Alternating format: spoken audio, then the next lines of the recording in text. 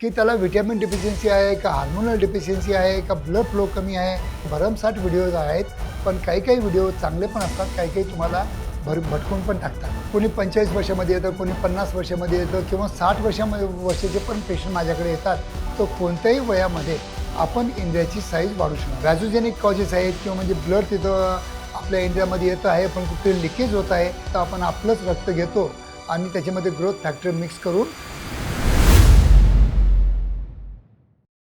नमस्कार मित्रांनो, बऱ्याच वेळा माझ्या क्लिनिकमधून माझे पेशंट जे असतात ते विचारणा करतात की डॉक्टर साहेब, लिंगाची साईज किती वर्षापर्यंत आपण वाढू शकतो. हा खूप कॉमनली मला विचारला जाणारा प्रश्न आहे आणि त्याच विषयावर आज आपण सायंटिफिक इन्फॉर्मेशन घ्यायचा या व्हिडिओद्वारा प्रयत्न करीत आहे. मित्रांनो, मी आहे doctor Umesh. As a clinical sexologist म्हणून गेल्या 40 वर्षापासून सातत्याने मी तुम्हाला माझ्या क्लिनिकमधून किंवा माझ्या व्हिडिओद्वारा प्रामाणिकपणे सेवा द्यायचा एक छोटासा प्रयत्न करीत आहे.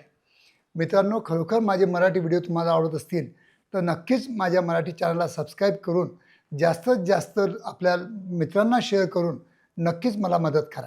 जितकं प्रॉपर सेक्स एज्युकेशन किंवा प्रॉपर सायंटिफिक व्हिडिओ जे की माझे पेशंट असतील किंवा माझे जे काही व्ह्युअर असतील ते बघतील, तितकं त्यांना त्यांचं बेनिफिट नक्कीच मिळू शकतं. कारण की आजच्या स्थितीमध्ये यूट्यूबवर 60 व्हिडिओज आहेत, पण काही काही व्हिडिओ चांगले पण असतात, काही काही तुम्हाला भटकून पण टाकतात.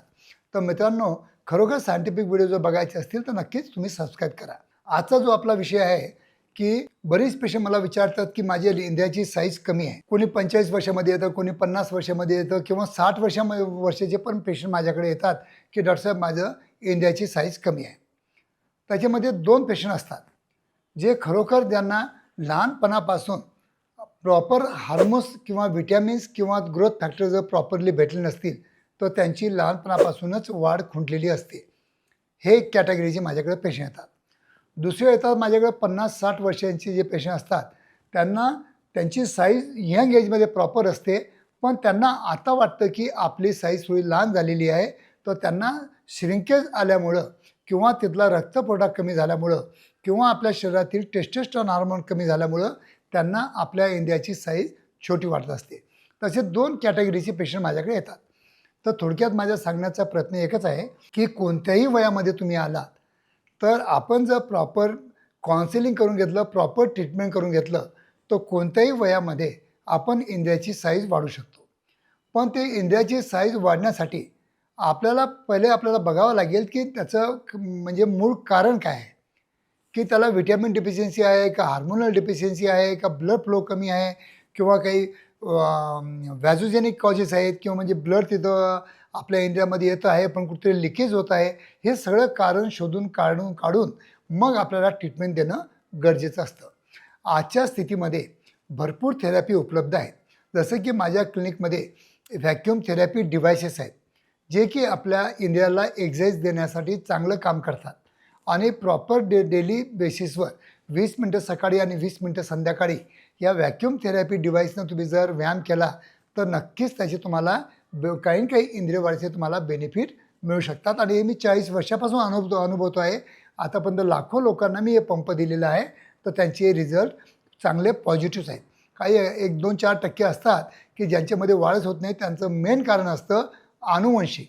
जर त्यांची हेरिडिटरी असेल किंवा अनुवंशिक असेल तर त्याच्यामध्ये ग्रोथ होणं थोडंसं आमच्यासाठी पण डिफिकल्ट होऊन जाऊ शकतं. आणि राहिलं आता वयाच्या मानाने श्रिंकेजपणा येणं किंवा सुकडण येणं, तर त्यासाठी आमच्याकडं आम्ही हार्मोनल थेरपी देतो, व्हॅक्यूम थेरपी डिव्हायसेस देतो आणि काही आमच्याकडं फिलर्स असतात, ते फिलर्स पण आपण देऊ शकतो किंवा पी-शॉट थेरपी असते, जिथं आपण आपलंच रक्त घेतो आणि त्याच्यामध्ये ग्रोथ फॅक्टर मिक्स करून आपल्या इंद्रियामध्ये टोचतो. त्याला आपण पी-शॉट थेरपी म्हणतो. ती पण थेरपी आपल्या क्लिनिकला उपलब्ध आहे. आणि जे इंद्रियाचं जर जाळं असतं आपल्या इंद्रियाच्या भोवती, त्याच्यातल्या काही नसा जर डॅमेज झाल्या असतील किंवा त्या क्लीन नसतील किंवा चांगलं प्रॉपर ब्लड फ्लो होत नसेल किंवा त्याच्यामध्ये ॲथेरोस्क्लेरोसिस असेल, तर त्यासाठी आपल्याकडं शॉकवेव्ह थेरपी ही डिव्हाइसेस आहे.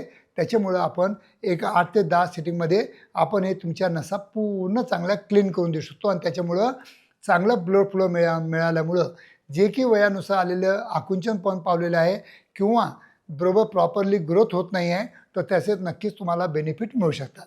असे भरपूर उपचार थेरपी आपल्या क्लिनिकला अवेलेबल आहेत.